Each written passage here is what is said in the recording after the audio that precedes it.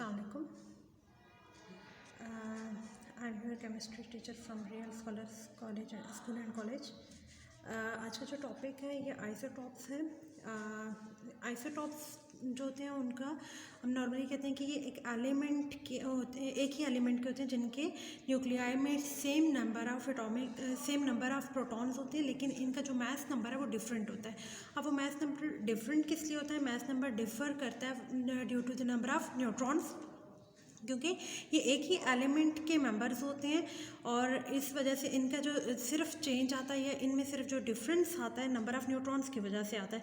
For example अगर हम carbon कहते हैं, कार्बन एक ही एलिमेंट के, क्योंकि हम जब भी बात करते हैं आइसोटॉप्स की तो वो सेम एलिमेंट के मेंबर्स होते हैं, सेम एलिमेंट्स के होते हैं. लाइक जैसे कार्बन है, कार्बन एक ही एलिमेंट है और इसके 3 आइसोटॉप्स हैं जो हम नेक्स्ट इसकी डिटेल से पढ़ेंगे. अब सबसे पहले हमें बताना चाहिए कि इनके दरम्यान में सिमिलैरिटीज़ क्या होती हैं और डिफरेंसेस क्या होते हैं. जो सिमिलैरिटीज़ होती हैं दोनों के सेम नंबर ऑफ़ प्रोटॉन्स होते हैं. अब एटॉमिक नंबर जाहिर है अगर इनका एटॉमिक नंबर सेम होगा तो नंबर ऑफ़ प्रोटॉन्स सेम होंगे. जब नंबर ऑफ़ प्रोटॉन्स सेम होते हैं, क्योंकि हमें एक चीज़ पता होती है कि एक एटम में जितने नंबर ऑफ़ न्यूट्रॉन्स होते हैं उतने ही जितने नंबर ऑफ़ प्रोटॉन्स होते हैं उतने ही नंबर ऑफ़ इलेक्ट्रॉन्स होते हैं.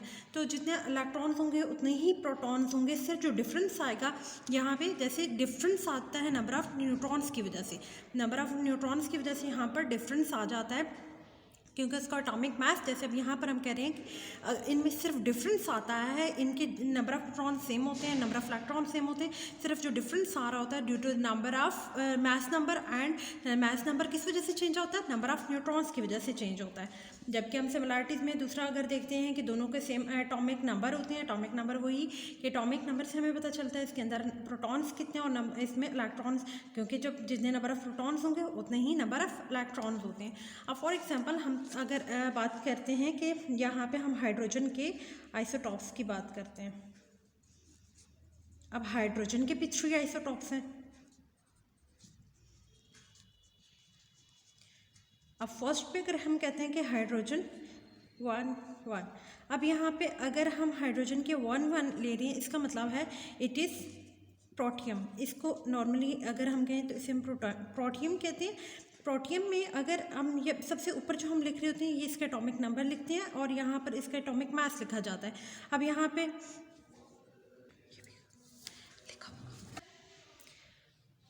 अच्छा, हमें जिस तरह पता है कि यहाँ पे एटॉमिक मास को ही रिप्रेजेंट करता है, ये एटॉमिक नंबर को रिप्रेजेंट कर रहा होता है. तो जहाँ पर भी आपको एटॉमिक मास नज़र आएगा यहाँ पर इसका मतलब है यहाँ पे एटॉमिक मास होगा और यहाँ पे एटॉमिक नंबर है. अब ये प्रोटियम है, प्रोटियम का यहाँ पे यहाँ पे एटॉमिक मास और एटॉमिक नंबर है. अब जैसे हमें पता है कि एटॉमिक नंबर ऑफ़ न्यूट्रॉन्स कैसे फाइंड करते हैं,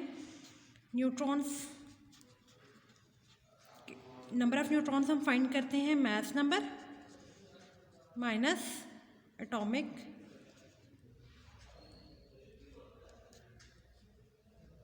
नंबर. अब अगर हम यहाँ लेते हैं फॉर एग्जांपल, अब अगर हम यहाँ ले रहे हैं कि यहाँ पे प्रोटियम की बात करें तो इसका प्रोटियम का बात करें तो यहाँ पर हमारे पास 1 एटॉमिक मास भी 1 है, एटॉमिक नंबर भी 1 है. तो आप क्या करोगे, जब नंबर ऑफ़ न्यूट्रॉन फाइंड करेंगे तो इसके लिए आप क्या करेंगे, जब एटॉमिक मास भी 1 है और एटॉमिक नंबर भी 1 है तो ये आ जाएंगे number of neutron 0. It's mean हमारे पास प्रोटियम के पास जो नंबर ऑफ़ न्यूट्रॉन्स हैं वो 0 होते हैं. अब इसी का अगर आप दूसरा जब मेंबर लेते हैं इट इज़ ड्यूट्रियम. अब ड्यूट्रियम में हम देखते हैं कि यहाँ पर इसका जो एटॉमिक मास गिवन है हमारे पास ये 2 है. अब एटॉमिक मास हमारे पास क्या है, 2. एटॉमिक मास 2 है और एटॉमिक नंबर हमारे पास 1 है, क्योंकि एटॉमिक नंबर सेम चलेगा. तो यहाँ पे नंबर ऑफ़ न्यूट्रॉन्स कितने आ जाएंगे, 1. इट्स मीन यहाँ पे डिफरेंस आया due to the number of neutron, जो कि यहाँ पे इसका नंबर ऑफ़ न्यूट्रॉन 1 है. अब जो नेक्स्ट है इट इज़ द ट्राइटियम.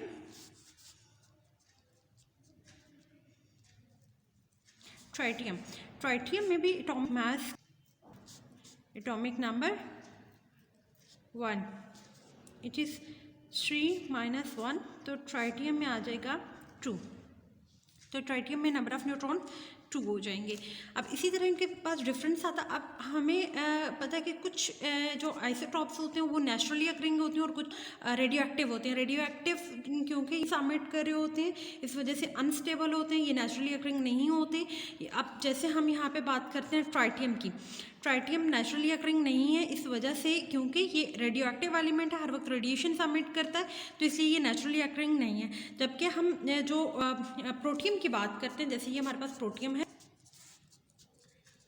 अब प्रोटियम की क्या, protium is the naturally abundant, बहुत ज़्यादा, इसकी 19.9% ये प्रेजेंट होता है, यूनिवर्सली प्रेजेंट है। कि ड्यूट्रियम जो है ये भी नेचुरली अकरिंग है, लेकिन यहाँ पर अगर हम बात करें कि ये 0.0015% प्रेजेंट होता है ये नेचुरली, तो इट्स मीन जो सबसे ज़्यादा जो नेचुरल अबंडेंस आ जाती है वो प्रोटियम की आ जाती है, जबकि जो ट्राइटियम है वो बहुत कम एग्जिस्ट कर रहा होता है। फॉर एग्जांपल अब हमारे पास है आइसोटॉप्स ऑफ कार्बन। कार्बन के भी 3 आइसोटॉप्स हैं,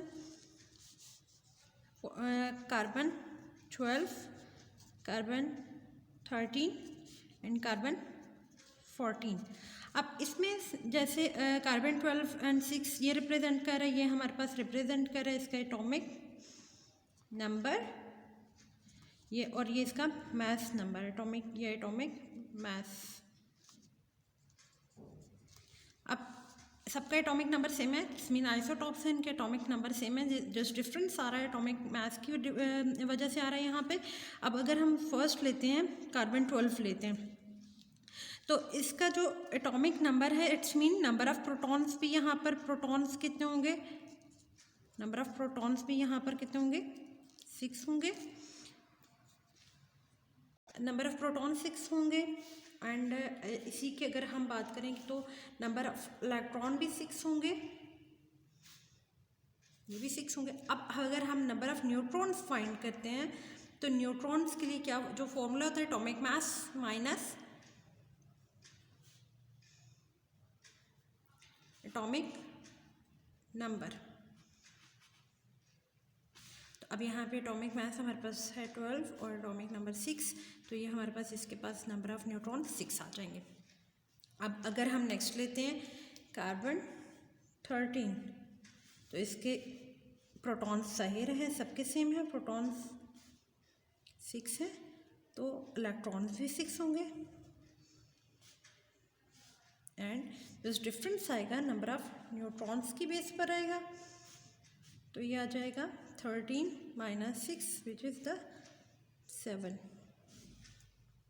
और जब हम नेक्स्ट पे चलते हैं, नेक्स्ट कार्बन 14 है, तो कार्बन 14 में भी प्रोटॉन्स